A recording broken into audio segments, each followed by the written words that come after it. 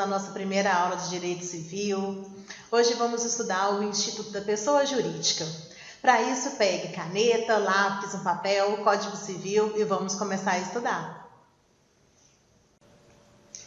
Bom, vamos começar então a uma análise preliminar do Instituto da Pessoa Jurídica. Antes da gente começar a estudar propriamente o tema, é interessante que a gente consiga descobrir qual é a razão de ser desse instituto. E aí é importante que nós tenhamos noção de que a pessoa jurídica surge na necessidade que os indivíduos têm de unirem esforços, de utilizarem recursos coletivos para a realização de objetivos comuns. E aí, constatando esses elementos, acabou-se por motivar o Estado a reconhecer esses grupos no âmbito do direito. Isso fez com que fosse atribuída à pessoa jurídica uma personalidade ao grupo, que é uma personalidade distinta de um de seus membros ou dos seus membros. A previsão legal da pessoa jurídica, ela consta no artigo 49A, no tocante à sua personalidade. O Código Civil afirma o seguinte, vamos lá a leitura dele. A pessoa jurídica não se confunde com os seus sócios, associados, instituidores ou administradores. Então, através da leitura do artigo 49A do Código Civil, nós conseguimos identificar um primeiro e importante requisito da pessoa, elemento, característica da pessoa jurídica. Ou seja, a personalidade de cada pessoa que compõe aquela pessoa jurídica é diferente da personalidade da pessoa jurídica. Anotado, então, essa primeira informação, passamos agora ao conceito dessa pessoa jurídica, o conceito desse instituto. Carlos Roberto Gonçalves afirma que pessoa jurídica consiste num conjunto de pessoas ou de bens, e aí chama atenção para essa parte, dotado de personalidade jurídica própria e constituído na forma da lei para a consecução de fins comuns. Pode-se afirmar, pois, que as pessoas jurídicas são entidades a que a lei confere personalidade, capacitando-as a serem sujeitos de direitos e obrigações. Pois bem, e como todo instituto, se faz necessário o estudo da natureza jurídica dele. E com a pessoa jurídica não seria diferente. Então, começamos agora a conhecer e a estudar para, ao final, chegarmos à conclusão de qual é a natureza jurídica da pessoa jurídica. Atualmente, existem duas teorias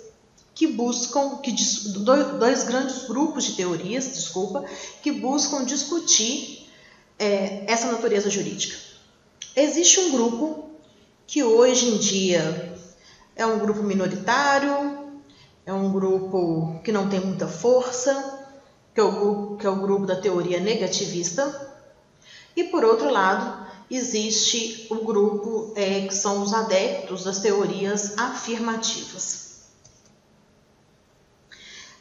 Antes da gente começar ao estudo das teorias afirmativas, torna-se imprescindível que nós tenhamos o conhecimento de que os adeptos da teoria negativista, eles acreditam que não existe a pessoa jurídica propriamente dita. Eles falam o seguinte, olha, não aceita-se que possa uma associação formada por um grupo de indivíduos, essa associação ter personalidade jurídica própria.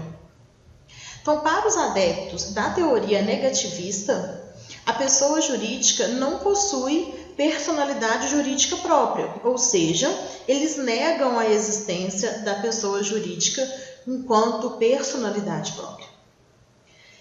E aí, como nós já vimos no artigo 49A há pouco, esse conceito ele já realmente fica defasado, ele já não é mais atendido. E por isso nós voltamos os olhares para as teorias afirmativas, certo? As teorias afirmativas, elas se dividem em dois grandes grupos: teoria da fixação.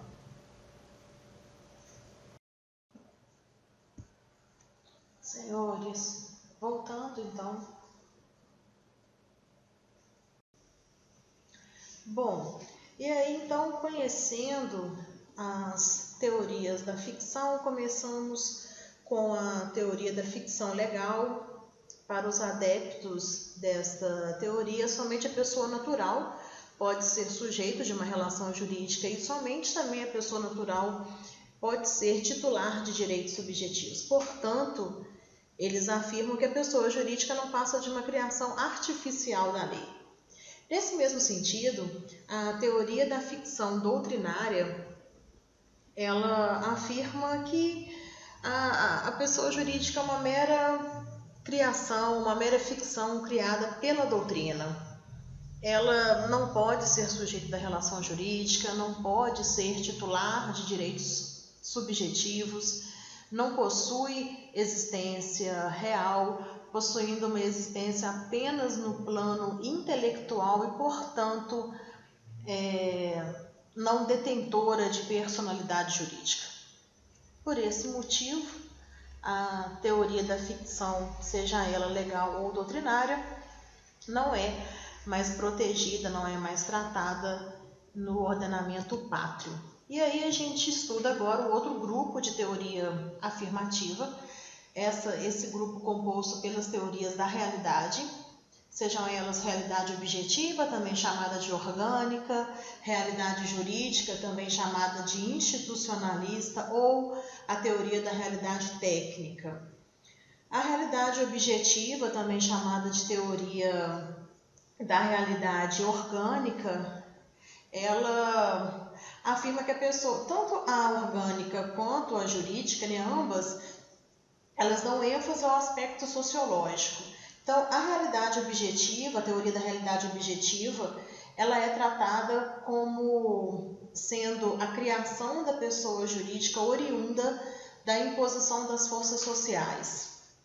Então, eles não levam em consideração a origem da pessoa jurídica pela vontade daquele criador, e sim por uma imposição das forças sociais. Já a teoria da realidade jurídica ou teoria da realidade institucionalista, ela também leva uma forte carga de aspecto sociológico e considera-se que as pessoas jurídicas elas são destinadas a um serviço ou a um ofício e, em decorrência dessa destinação, gozam de personalidade jurídica. Só que aí surge um grande problema, porque a gente tem a fundação, por exemplo, que ela surge meramente da vontade do instituidor. E, nesse caso, então, para os adeptos da teoria da realidade jurídica, não seria assim a criação dela, né? Porque a teoria da realidade jurídica afirma que as organizações elas são destinadas a um serviço ou a um ofício, e por isso detêm personalidade. E aí tem a terceira teoria, que é a que melhor responde, a que melhor atende à natureza jurídica da pessoa jurídica hoje, é a teoria da realidade técnica. A teoria da realidade técnica, ela afirma basicamente que existem determinados requisitos, elementos pré-fixados e desde que preenchidos, estabelecem assim personalidade jurídica. E a teoria da realidade técnica, ela é recepcionada pelo direito brasileiro, principalmente no artigo 45 do Código Civil, ele está aqui um pouquinho mais para frente. Começa a existência legal das pessoas jurídicas de direito privado, com a inscrição do ato constitutivo no respectivo registro precedida, quando necessário, de autorização ou aprovação do Poder Executivo, averbando-se no registro todas as alterações por que passar o ato constitutivo. Com isso, então, a teoria da realidade técnica nós confirmamos e ratificamos que é a teoria adotada pelo direito brasileiro. Existem, então, agora Então, agora vamos passar, né, ao estudo dos requisitos que existem para a constituição da pessoa jurídica. Esses requisitos são 3, que quais sejam a vontade humana criadora, chamada também de affectio societatis, a observância das condições legais, a gente vai estudar o ato constitutivo, e a licitude do seu objetivo, por óbvio, certo? Bom, a vontade humana criadora é o que diferencia pessoa jurídica de ente despersonalizado, também, né, um dos elementos. A vontade humana criadora, que é a affectio societatis, ela é essa intenção comum, ela é imprescindível para a constituição da pessoa jurídica. Ao lado dessa vontade humana criadora existe o ato constitutivo. Esse ato constitutivo é o requisito formal que é exigido pela lei, e a depender do tipo de pessoa jurídica, ele é apresentado através de 3 figuras. Então, quando a gente fala de associação, o ato constitutivo da associação é o estatuto. O ato constitutivo das sociedades é o contrato social. O ato constitutivo das fundações pode ser escritura pública ou testamento. Já lemos então o artigo 45 do Código Civil, dica da CLAR, artigo 45 a gente precisa conhecer. Outro elemento então, que é o último, né, o último requisito para a constituição da pessoa jurídica, o último requisito paira na licitude de seu objetivo. E aqui então é importante que o objetivo seja lícito, até mesmo para o Estado reconhecer e recepcionar aquela pessoa jurídica. É um elemento indispensável para a formação desse instituto. E aí, como falávamos há pouco, existem o que nós conhecemos por grupo despersonalizado. O grupo despersonalizado não é pessoa jurídica, porque não possui affectio societatis. Grupos despersonalizados, por exemplo, a massa falida, como por exemplo o espólio, são grupos onde as pessoas se reúnem, se agrupam em decorrência de determinados fatores. E aí vocês vão estudar ao decorrer dos anos. Mas as pessoas não se agrupam por intenção, se agrupam porque, em virtude da morte de alguém, é necessário reunir o patrimônio todo para aquele patrimônio responder a algo. Então, esses grupos despersonalizados, eles gozam de capacidade processual, por exemplo, o espólio pode ser parte ativa, pode ser parte passiva numa relação jurídica, então eles possuem legitimidade ativa e passiva, mas não possuem affectio societatis. Bom, vamos falar então agora da classificação da pessoa jurídica. A classificação da pessoa jurídica ela varia de acordo com a doutrina que você seguir.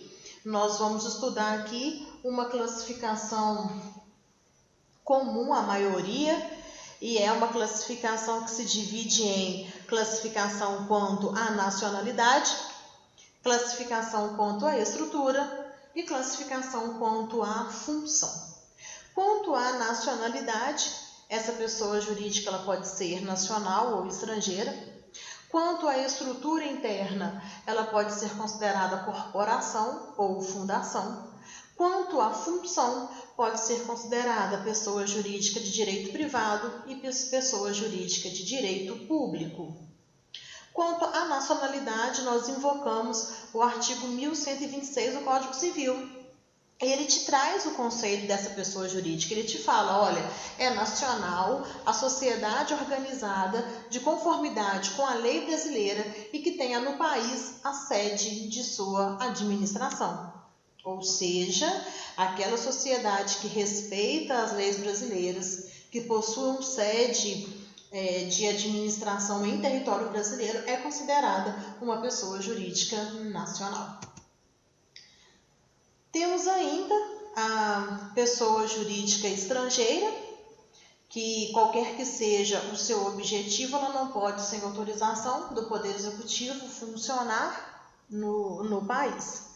E aí, seguindo a uma outra classificação, que é a classificação quanto à estrutura interna, essa classificação ela permite duas divisões, considerando a corporação e considerando a fundação. Quando nós falamos, então, de corporação, eu preciso que vocês lembrem, eu preciso que vocês grifem, que vocês anotem. Na corporação, o patrimônio é elemento secundário apenas para a realização de um fim. Ou seja, quando eu tenho corporação, eu tenho um objetivo voltado para o interesse, para o bem-estar dos membros, visando atingir conceitos, determinações, finalidades internas e comuns.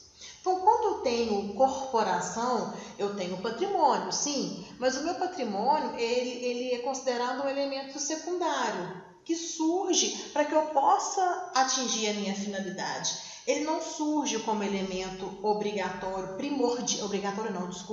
ele não surge como elemento primordial, assim como acontece na fundação.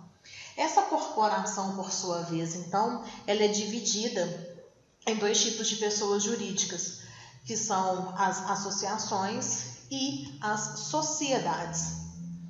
A associação a gente vai demandar uma aula também para esse instituto, mas de forma bem superficial. A associação possui duas características marcantes que vocês precisam saber.